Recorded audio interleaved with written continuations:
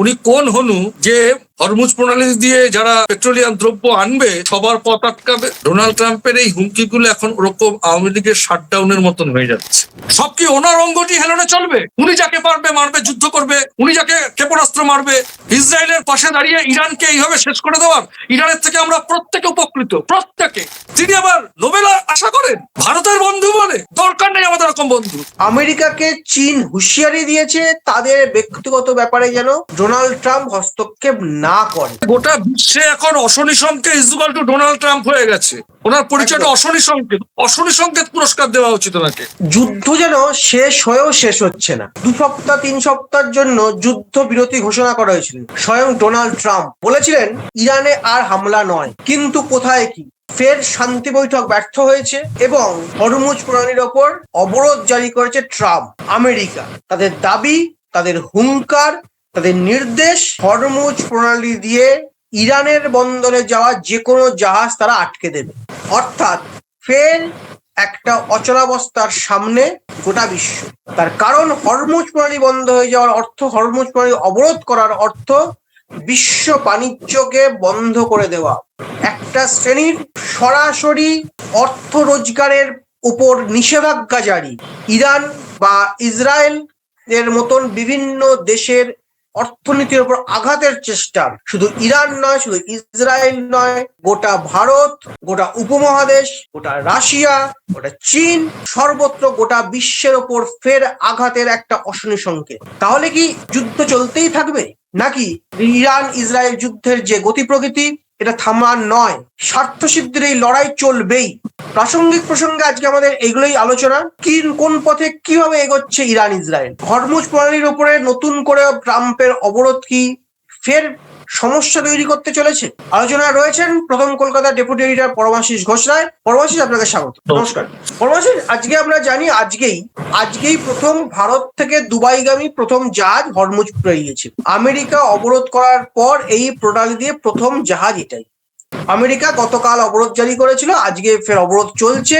তাদের স্পষ্ট তারা বলেছে, বিবিসির খবরের অনুযায়ী স্পষ্ট বলেছে, আমি খবরটা আবার বলছি, ইরান বন্দরগুলির উপর আমেরিকা সামরিক অবরোধ জারি করেছে। বিবিসি বাংলায় স্পষ্ট করে লেখা রয়েছে, বিবিসির খবরে স্পষ্ট করে লেখা রয়েছে, ইরানের বন্দরগুলির উপর আমেরিকা সামরিক অবরোধ জারি করার পর এই প্রথম কোনো জাহাজ হরমুজ অতিক্রম করেছে। এই যে আমেরিকার এই হুঙ্কার, আমেরিকার এই নিষেধাজ্ঞা কি ফের একটা সংকটের দিকে এগিয়ে দিচ্ছে গোটা বিশ্বকে? দেখো, এই আলোচনায় আমি যদি ঢুকি বা যদি বলি, তাহলে আমি বর্তমান বাংলাদেশের এই 2024-এর 5ই আগস্টের পর বাংলাদেশের যে তদানীন্তন যে সরকারি দল ছিল, যে আওয়ামী লীগের কিছু কার্যকারিতা আমরা অ্যানাউন্সমেন্ট দেখেছিলাম বিভিন্ন সমাজ মাধ্যমে, আমরা সেসব নিয়ে আলোচনা করেছি। এখন আমি এটা নিয়ে তুলনা করব, ওই যে তারা একটা শাটডাউন বলেছিল, ঢাকা রাজপথের শাটডাউন। ডোনাল্ড ট্রাম্পের এই হুমকিগুলো এখন ওরকম আওয়ামী লীগের শাটডাউনের মতন হয়ে যাচ্ছে। মার্কিন প্রেসিডেন্ট ডোনাল্ড ট্রাম্পকে আমার এই ক্ষুদ্র মাথায় আমি জানাতে চাই বা বলতে চাই, উনি হয়তো জানবেন, তার কারণ অনেকগুলো আছেও বটে, যে কোনো চলচ্চিত্র, সেটা ভারতীয় চলচ্চিত্র হোক বা সেটা মার্কিনী কোনো সিনেমা হোক বা কোনো জার্মানি চলচ্চিত্র হোক, চলচ্চিত্র মোটামুটি 2 থেকে 3 ঘন্টার বেশি হয় না। আমরা একটা সিনেমা দেখছি, রাজস্থানের সিনেমা, যেখানে যে সময় সিনেমাটা দেখতে গেছি হলে, একটা রাজস্থানের সিনেমা দেখছি, মরুভূমির জল, বাতাস আর বালি। তো সিনেমাটা যখন শেষ হয়ে গেল, ইন্টারভেলের পরে আবার অ্যাকশন শুরু হলো, সবকিছু হলো, সিনেমা থেকে যখন বেরোলাম ঝমঝম করে বৃষ্টি হচ্ছে, বর্ষাকাল। তো সিনেমার যে সিচুয়েশন, যে বাস্তবতা, প্র্যাকটিক্যাল যখন আমি হল থেকে বেরোলাম, তার বাস্তবতা কিন্তু পুরো ভিন্ন। কিছুক্ষণ আগে আমাদের মাইন্ড, আমাদের দৃষ্টি, আমাদের মনন আমাদের চলে গেছিল মরুভূমিতে, চরম বাস্তবতায় বর্ষায় না বেরোলাম। তা ডোনাল্ড ট্রাম্পের কোনটা থেমে থাকা, কোনটা যুদ্ধে জয় হওয়া, কোনটা শেষ করে দেবো, কোনটা মার্কিন কমান্ড দিয়ে নজরদারি চালাবো, কোনটার মধ্যে তো বাস্তবতা দেখতে পাচ্ছি না। কোনটা আবার বিরতি, যুদ্ধের আবার বিরতি, যেন সিনেমা হলে ইন্টারভেল পড়েছে, একদমই যেন খেলার মাঠের বিরতি, 5 মিনিটের বিরতির পরে আবার রেফারি। ডোনাল্ড ট্রাম্প মনে হচ্ছে রেফারি হয়ে গেছে ফাইনালি। আমি একটু মাঝখানে একটু যোগ করি, ওনার বিরোধিতা হচ্ছে মনে হলো এই আমার কিছু অস্ত্র কমে গেছে, কিছু গোলা বারুদ কমে গেছে, আমি জোগাড় করে নিয়ে আসি, এই জন্য একটু বড় বাজার থেকে কিনে নিয়ে আসছি। এটা তো ছেলে খেলা হয়ে যাচ্ছে। আর উনি কোন হনু যে হরমুজ প্রণালী দিয়ে যারা পেট্রোলিয়াম দ্রব্য আনবে সবার পথ আটকাবে, নিজের ডালে বসে উনি যদি গোটা বিশ্বের ক্ষমতাশালী হয়ে ভাবে নিজেকে, তাহলে নিজের ডালে বসে নিজের ডালটাই কাটছে। আবার এই মানুষটাই নোবেল পাওয়ার জন্য নানা রকম, যারা এখনো পর্যন্ত নোবেল পেয়েছেন তারা যে কোনো ফিল্ডে যে কোনো কারণে, আমি যদি রবীন্দ্রনাথ ঠাকুরের কথা বলি বা যে কোনো যারাই নোবেল পেয়েছেন, তারা কি নোবেল পাওয়ার জন্য হত্যা দিয়ে পড়ে থেকেছেন? শান্তির নোবেল দাবি করছেন উনি যুদ্ধ করান, ওনার সঙ্গে তো লাগেনি। ইসরায়েলের পাশে এত দাঁড়িয়ে থেকে হরমুজ প্রণালী বাধা দিতে যাচ্ছেন কেন? কিসের গায়ের জোয়ারি? একবার বলছে বিরতি, একবার বলছে সেন্ট্রাল কমান্ড সব দেখবে। বাংলা ভাষায় একটা কথা আছে, এমন তো কোথাও লেখা নেই যে সাধারণ মানুষের মাথা খারাপ হবে, রাষ্ট্রপ্রধানদের মাথা খারাপ হতে পারে না। তাদেরও খিদে পায়, তাদেরও ঘুম পায়, তাদেরও বিশ্রাম নিতে হয়, তাদেরও মাথা খারাপ হতে পারে ক্ষমতার দম্ভে। এটা তো অস্বীকার করার কোনো জায়গা নেই। কাউকে পিছন দিয়ে নিরস্ত্র মানুষকে মেরে ফেলে আমি ক্ষমতাধর প্রমাণ করছি। ইরান কি থেমে আছে? ভারতের মাটিতে ইরানের সপক্ষে কলকাতা শহরের বুকে মিছিল হয়নি? হয়েছে তো। নরেন্দ্র মোদী ডোনাল্ড ট্রাম্পের বন্ধু, ভারতবর্ষের রাজনীতিকরা বলেন। একটা সরকারে বসে থাকলে, একটা সরকারের সঙ্গে চলতে গেলে তাকে অনেক নীতি, অনেক কূটনীতি নিয়ে চলতে হয়। প্রতিবাদ ভারতবর্ষে জারি হয়নি, নরেন্দ্র মোদী ঠেকিয়েছে। কেন ঠেকাবে? দেশটার নাম ভারতবর্ষ, আমরা প্রত্যেকে কথা বলতে পারি, অধিকার আছে। নিরস্ত্র মানুষকে মারছেন, আপনি কোন হনু? পরিষ্কার বলছি, কেন মারছেন? আমি আপনার চাকরি করি, তাতে কি হয়েছে? গোটা পৃথিবীতে আইন, আদালত, বিচার ব্যবস্থা, মানবিকতা আছে, জারি থাকবে। পরিবেশটা, পরিস্থিতিটা পরে বুঝবেন, আগামী দিন প্রেসিডেন্ট থাকতে পারেন কিনা। আমেরিকার মাটিতেই তো তার বিরুদ্ধে কথা বলছেন লোক, তার শহরের মেয়র মামদানি সাহেব। আমাদের দেশে এটা কিন্তু সম্ভব হয় না। অধিকার আছে সবার বলার, কেউ বলে না, কেননা গণতান্ত্রিক প্রক্রিয়া। আমাদের রাজনীতিতে বিরুদ্ধাচরণ থাকে। আপনি এমন কাজ করছেন, নিজের দেশের মাটিতে বসে আপনি সমালোচিত হচ্ছেন। আমরা তো আপনার থেকে হাজার হাজার সহস্র মাইল দূরে বসে কথা বলছি। কেন বলছি? আমি আর তুমি বলছি না তো, আমাদের সংলাপ জারি রাখছি সমাজ মাধ্যমের মধ্য দিয়ে গোটা বিশ্ববাসীর কাছে। প্রতিবাদের ঝড় এভাবেই উঠবে। আমি পয়সা দিয়ে জিনিস কিনবো, একটা দেশ পয়সা দিয়ে একটা দেশ থেকে জিনিস কিনবে, আপনি পথ আটকাবে? এই অধিকার আপনাকে কে দিয়েছে? একদম। শুধু পরমাশি শেষ সময় যোগ করতে হয় যে শুধু আটকানো নয়, পারস্য উপসাগরে প্রায় 15টি রণতরী আমেরিকা নামিয়েছে। পাশাপাশি মোতায়েন করা হয়েছে সে বিমান বাহিনীকেও। ইরান বন্দরের উপকূলীয় অঞ্চলে সব জায়গায় পাহারা বসানো হয়েছে, যাতে কোনোভাবেই ইরানের বন্দরে কোনো মার্কিন অন্য কোনো দেশের জাহাজ ঢুকতে না পারে, ইরান থেকে কোনো জাহাজ বেরিয়ে আসতে না পারে। এটা এক প্রকার কিন্তু ইরানের অর্থনীতি বন্ধ করে দেওয়ার, অর্থনীতিকে ভেঙে দেওয়ার চক্রান্ত বা ভেঙে দেওয়ার পদক্ষেপ। ইরানের অর্থনীতি, ইরানের তৈলবাহী জাহাজের উপর নিষেধাজ্ঞা বোধহয় শুধু ইরানের অর্থনীতি ভাঙবে না, এর ফল কিন্তু গোটা বিশ্বকে ভুগতে হবে। চীন, রাশিয়া, ভারত, এর ফল তো আমরা অলরেডি ভুগতে শুরু করেছি। সেই জন্য সজোরে সজোরে কণ্ঠস্বর উঁচিয়ে কথা বলতে হবে ডোনাল্ড ট্রাম্পের বিরুদ্ধে গোটা বিশ্বের সাধারণ মানুষের। এই গাইজুয়ারি কেন? কোন প্রেক্ষিতে? কেন এটা হবে? কারা এটা করাচ্ছে? এটা রাষ্ট্রসংঘে প্রশ্ন তোলা উচিত। কোন অধিকার বলে এই কাজকর্ম চলছে? সব কি ওনার অঙ্গটি হেলনে চলবে?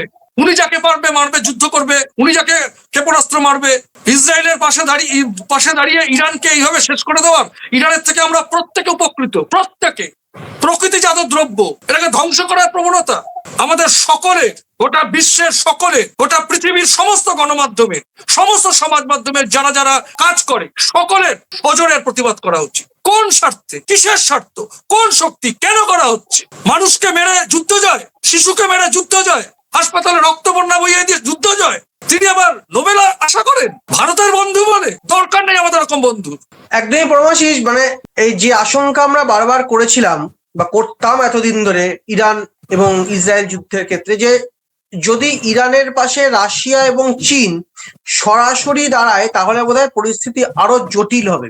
যেভাবে ট্রাম্প, যেভাবে আমেরিকা হরমুজের উপর অবরোধ জারি করেছে, তার বিরুদ্ধে কিন্তু ইতিমধ্যেই বেজিং বা চীন যাই বলুন না কেন, তারা মুখ খুলেছে এবং তারা স্পষ্ট করেছে এই অবরোধ মানবে না। আমেরিকাকে চীন হুঁশিয়ারি দিয়েছে তাদের ব্যক্তিগত ব্যাপারে যেন ডোনাল্ড ট্রাম্প হস্তক্ষেপ না করে। অর্থাৎ সরাসরি বেজিং কিন্তু হুঙ্কার দিতে শুরু করলো।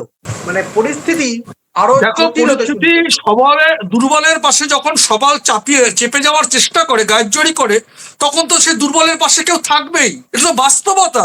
আজকে ইরানকে যদি চেপে ধরে, ইরানের পাশে যদি অন্যান্য রাষ্ট্রশক্তিধর দেশগুলো পাশে গিয়ে দাঁড়ায়, তখন তারা তো অন্যায় করবে না, কারণ পথটা তুমি দেখাচ্ছ। কিন্তু এই পথ তো আমরা দেখতে চাই না। আমাদের প্রতিবাদ জারি থাকবে, যুদ্ধ নয় শান্তি চাই, যেটা একটা আমরা ছোটবেলা থেকে শুনে আসছি যে স্লোগান, সেটা আজও আমাদের বলতে হচ্ছে। এটা আমাদের দুর্ভাগ্য। গোটা বিশ্বের যারা রাষ্ট্রনেতা রয়েছেন তারা কোথায়, কি বলছেন, কেন এই প্রাধান্য দেওয়া? মুখ খুলতে হবে, সময় এসেছে। কলকাতায় বসে আমাদের ইরান ইসরায়েল যুদ্ধ হচ্ছে, মার্কিনি মদত দিচ্ছে, আমাদের এখানে গ্যাসের দাম 200 টাকা বেড়ে যাচ্ছে, কমার্শিয়াল গ্যাসের দাম 3000 টাকা নিচ্ছে, কথা বলবো না? একবার বলছে বিরতি, একবার বলছে নিষেধাজ্ঞা। সত্যি তাই, বোধহয় পরিস্থিতি দিন দিন জটিল হচ্ছে। আমেরিকার এইভাবে নতুন করে অবরোধ আমেরিকার ঘোষণা ট্রাম্পের ঘোষণারই পরিপন্থী। দুদিন আগেই তিনি বলেছিলেন যুদ্ধবিরতি, দুদিনের মধ্যেই তিনি বললেন হরমুজ প্রণালীর অবরোধ। অর্থাৎ একই মুখে দু কথা, যা বারবার গোটা বিশ্বকে একটা যুদ্ধের সামনে দাঁড় করাচ্ছে, অশনি সংকেত তৈরি করছে এবং গোটা বিশ্বের সাধারণ মানুষদের সমস্যাকে আরো বাড়িয়ে তুলছে। এই মানে গোটা বিশ্বে এখন অশনি সংকেত ইজুকাল টু ডোনাল্ড ট্রাম্প হয়ে গেছে। ওনার পরিচয়টা অশনি সংকেত। অশনি সংকেত পুরস্কার দেওয়া উচিত ওনাকে। এই যেভাবে এগোচ্ছে ইরান ইসরায়েল যুদ্ধের যে গতি প্রকৃতি, তার বিরুদ্ধে যুদ্ধ থামানোর পক্ষে আমাদের দীপ্ত কণ্ঠে প্রতিবাদ চলছে, চলবে। সব গণমাধ্যমকে, সব দেশের মানুষকে আমাদের পক্ষ থেকে আহ্বান, এই অন্যায়, এইভাবে যুদ্ধ চলার বিরুদ্ধে আপনারা রুখে দাঁড়ান, কণ্ঠস্বরে গিয়ে আসুক তাদের।